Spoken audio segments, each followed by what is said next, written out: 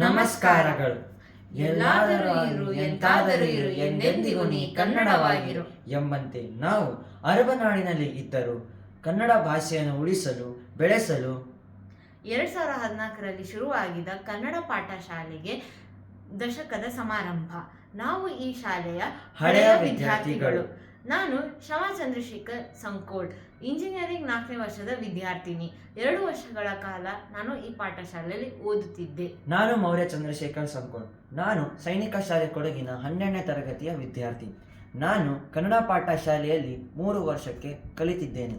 ನಂತರ ನಾವು ಮುಂದಿನ ವ್ಯಾಸಂಗಕ್ಕೆಂದು ಕರ್ನಾಟಕಕ್ಕೆ ಹೋದಾಗ ಇಲ್ಲಿ ಕನ್ನಡ ಕಲಿತಿದ್ದ ಕಾರಣಕ್ಕಾಗಿ ನಮಗೆ ಅಲ್ಲಿ ಕನ್ನಡ ಬೆಳೆಸಲು ಸುಲಭವಾಗಿದೆ. ಇದಕ್ಕಾಗಿ ನಾವು ಶಾಲೆಯ ಶಿಕ್ಷಕವೃಂದಕ್ಕೆ ಧನ್ಯವಾದಗಳನ್ನು ಸಲ್ಲಿಸುತ್ತೇವೆ. ಮೇ 12ರಂದು ಇಂಡಿಯನ್ ಅಕಾಡೆಮಿ ಸ್ಕೂಲಲ್ಲಿ ನಡೆಯುವ ದಶಮಾನೋತ್ಸವದ ಕಾರ್ಯಕ್ರಮದಲ್ಲಿ ಪಾಲ್ಗೊಳ್ಳಲು ನಾವು ನಮ್ಮ ತಾಯ್ನಾಡಿಂದ ಬಂದಿದ್ದೇವೆ.